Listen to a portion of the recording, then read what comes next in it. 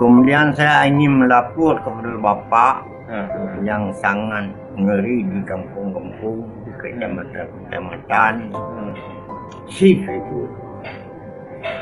Di shift itu pemuda-pemuda sekarang sudah ada shift itu. Mau judi, mau